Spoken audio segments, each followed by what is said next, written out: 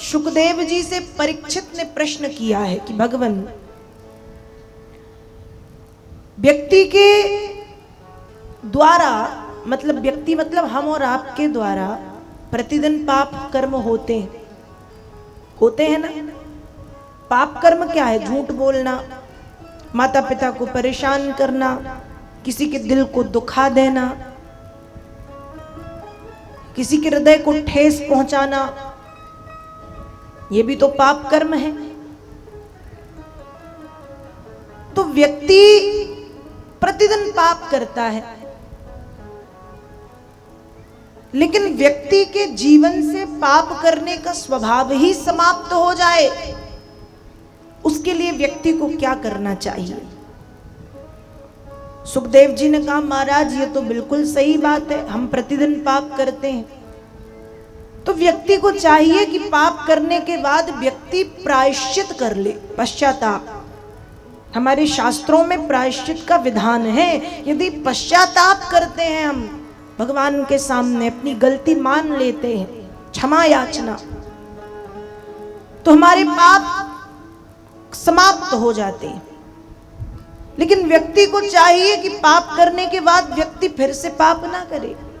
कई लोग होते हैं, अरे पाप हो गया, चलो भगवान के सामने जाके गलती मना ले, लेकिन गलती मनाई और फिर से पाप कर लिया।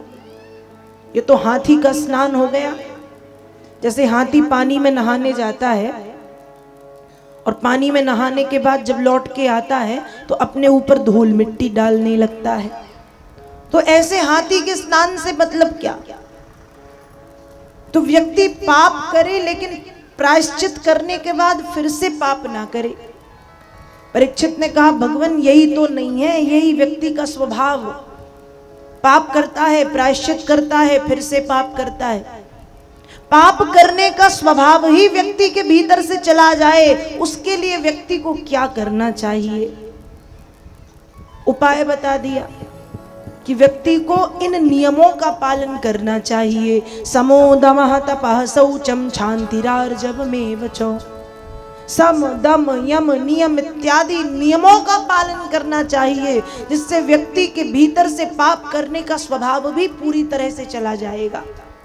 परीक्षित फिर पूछते हैं कि भगवान, ये जो इतने कठिन कठिन नियम है, इन नियमों का पालन तो केवल बड़े बड़े संत महात्मा ही कर सकते हैं। ये समदम तो हमारी समझ में ही नहीं आता, हम तो समझ ही नहीं सकते। हम जैसे मूढ़ लोगों की बुद्धि के ऊपर से निकल जाता है कि ये सम क्या है, दम क्या है, यम क्या है, नियम क्या है ये।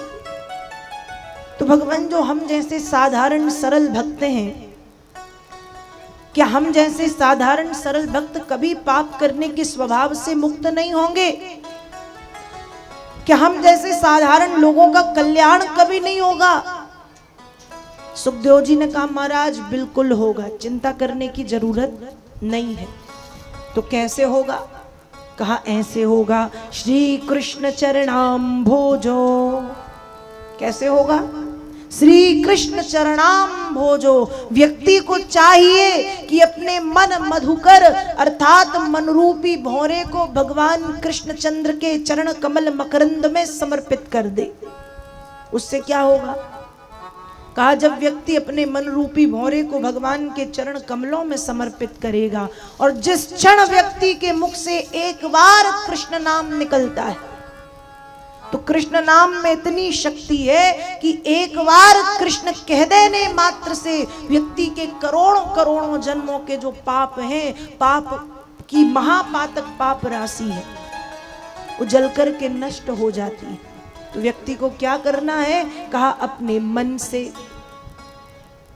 अपने मन को भगवान के चरणों में सौंपना है।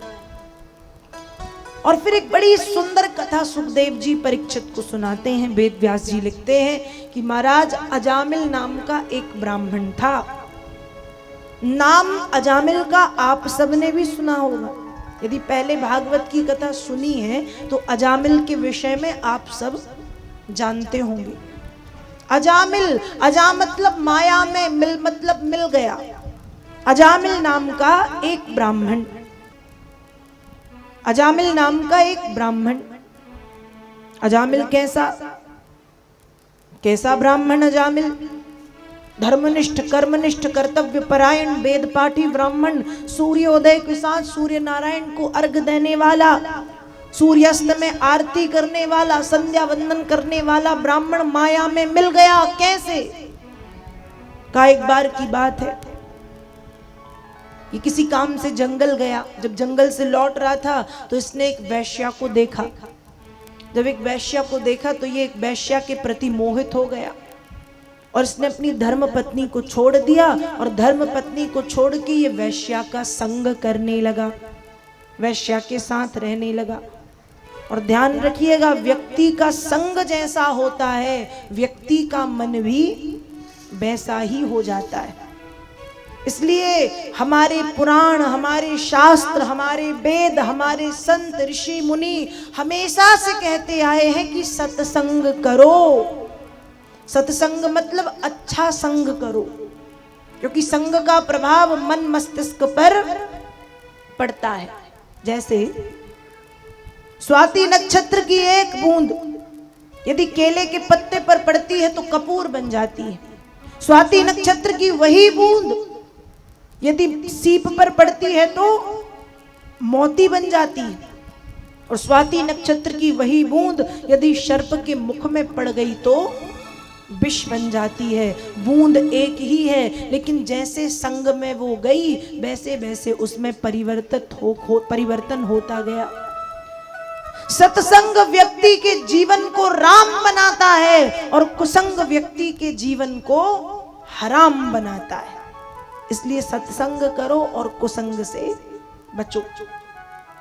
यदि आपने अपने जीवन में सत्संग किया है और मरते समय सत्संग का वो 1 मिनट आपको याद आ जाए तो मरते मरते आप हंसते हुए मरोगे कि हमने अपने जीवन में ये सत्संग किया था। मरते मरते भी सत्संग हंसा के जाएगा। और यदि आपने अपने जीवन में कुसंग किया है और कुसंग का वो एक पल यदि आपको मरते समय याद आ गया तो कुसंग आपको मरते समय भी रुला करके मारेगा। सत्संग मरते मरते हंसाता है और कुसंग मरते मरते रुलाता है। इसलिए सत्संग करना चाहिए और कुसंग से बचना चाहिए। एक संत जी थे, प्रतिदिन भिक्षा मांगने जाते थे। एक माता जी बड़ी अच्छी थी, प्रतिदिन भिक्षा देती थी। एक दिन संत जी जब भिक्षा मांगने गए तो माता जी का अपने घर में अपने पतिदेव से झगड़ा हो गया था। तो माता जी गुस्से में थी और गुस्से में पतिदेव के ऊपर तो गुस्सा निकाल नहीं सकती, इसलिए गाय के गोबर से जल्दी जल्दी गुस्से में आंगन को लीप रही थी। लीपना समझ गई ना, लीपा पोती करना। अब माता जी लीप रही थी, इतने में संत जी आए, भिक्षाम देहि, भिक्षा दो। माता जी ने नहीं सुना, गुस्से में थी। फिर कहा भिक्षाम देहि, फिर भी माता जी ने नहीं सुना, गुस्से में जो है। तीसरी बार जैसे ही कहा भिक्षाम देहि, इतना गुस्सा आया माता जी को कि वही गोबर में लिपटा, गोबर में सना गंदा कपड़ा उठा करके संत जी को फेंक करके दे दिया। ये लो तुम्हारी भिक्षा, ले जाओ। अब संत भी कौन, जो सरल है वही तो संत है। संत जी भी प्रसन्नता के साथ उस गोबर के गंदे कपड़े को आश्रम में ले आए। संत वही है। संत जी सोचने लगे, अरे माता जी रोज अच्छी भिक्षा देती हैं, आज माता जी गुस्से में है, कम से कम कुछ तो दिया भिक्षा में। संत जी घर आए तो वही गोबर के गंदे कपड़े को धो धा के साफ करके अपने धूप में सूखने डाल दिया। अब धूप में सूखने डाल दिया, शाम हुई। शाम को हम अपने घरों में क्या करते हैं, आप बताओ क्या करते हैं? बोलो जल्दी, क्या करते हैं? क्या करते हैं? करते हो कुछ शाम को कि नहीं करते? कि रोटी बस बनाते हो? हाँ या ना तो बोल दो, कुछ करते हो? क्या करते हो? दिया जलाते हो? आरती करते हो? करते हो तो अच्छी बात है, और नहीं करते तो करने लगो, बहुत अच्छी बात है। तो जब शाम हुई तो संत जी को याद आ गया कि आरती करनी है। अब आरती करनी है तो सुबह ही संत जी के कोई भक्त संत जी को 1 किलो गौ माता का शुद्ध घी दे गए। अब जैसे ही शाम की आरती की बेरा आई, आरती का समय हुआ, तो संत जी कहते हैं अरे वाह, बड़ी कृपा है, शुद्ध घी है तो शुद्ध घी से 2 काम बनेंगे। एक तो शुद्ध घी का हलवा बनाएंगे भगवान को भोग लगाने, और शुद्ध घी का दिया जलाएंगे। अब संत जी के पास दिया भी है और शुद्ध घी भी है, लेकिन दिया में एक चीज और लगती है। क्या लगती है? बाती। अब संत जी के पास बाती नहीं है, ना रुई है, ना कपास है, ना बाती है। संत जी ने कहा अब इतने समय कहां से रुई लाऊं, कहां से कपास लाऊं।